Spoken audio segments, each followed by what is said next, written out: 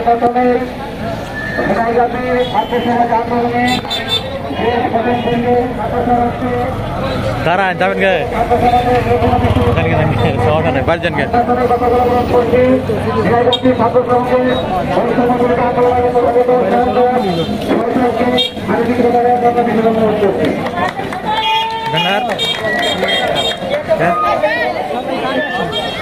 गे बसे ने नहीं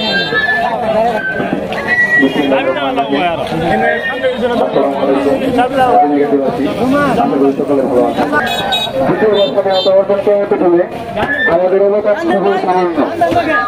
আমরা বলতে চাই না আমাদের জন্যই আমাদের ঝিনাইগাতি আর স্বাধীন, আমরা কখনো ক্রেডিট চাই না। আমাদের একার দায়িত্বে আমাদের একার কাজে কখনোই ঝিনাইগাতি স্বাধীন হয়নি। আমাদের ছাত্র ভাইয়েরা এবং সাধারণ জনতা যারা আমাদের পাশে দাঁড়িয়েছিলেন তাদের সাহায্য সহযোগিতা আমাদেরকে আজ একটি স্বাধীন বাংলাদেশ, স্বাধীন ঝিনাইগাতি উপহার দিয়েছে। আমাদের যারা শহীদ হয়েছেন এবং অনেকেই যারা শহীদ হয়েছেন তাদের সকলকে আমরা চিনি মোটামুটি, কিন্তু আরো অনেকেই আছেন যারা অসুস্থ হয়ে বাসায় পড়ে আছেন, গুলিবিদ্ধ হয়ে বাসায় পড়ে আছেন। তাদের অনেকের ফেস আমাদের সামনে এখনো আসেনি, কিন্তু তারা যে কোনো দুর্বিষ দিন দিয়ে যাচ্ছেন, তাদের উপর যে কত অত্যাচার অনুপীড়ন চলেছে তা আমরা সকলেই জানি। এই স্বৈরাচারী সরকার আমাদের উপর যে অত্যাচার চালিয়েছে এর অবসান হয়েছে। একটা হিসাব বলি আপনাকে, ধরেন আপনি ধানশাল রোডে অটো চালান, ধানশাল রোডে প্রতিদিন 5,000 মানুষ চলাফেরা করে।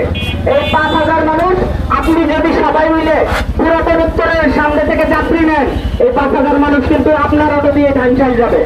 এখানে হতাশ হওয়ার কোনো কারণ নাই, যারা যাওয়ার তারা আপনাদের অটো দিয়ে যাবে। আপনার আগে যেখান থেকে যাত্রী নিতেন এখন এইখান থেকে যাত্রী নিবেন না, একটু পেছন থেকে যাত্রী নিবেন, সবারই সুবিধা হবে। আপনার ছেলে স্কুলে যায়, আসার সময় যদি এখানে ট্রাকের চাপা খায়, এটা অবশ্যই আপনার জন্য সুখকর কোনো কিছু হবে না। আমার ভাগিনা স্কুলে যায়, আমার ভাতিজা স্কুলে যায়, আমার ভাই স্কুলে যায়, কলেজে যায়, তারা আহত হোক আমরা আর চাই না। ঝিনাইগাতিতে আমরা আর কোনো প্রকার জ্যাম দেখতে চাই না। সেই সাথে আমরা এখানে স্ট্যান্ড করে কোনো চাঁদাবাজ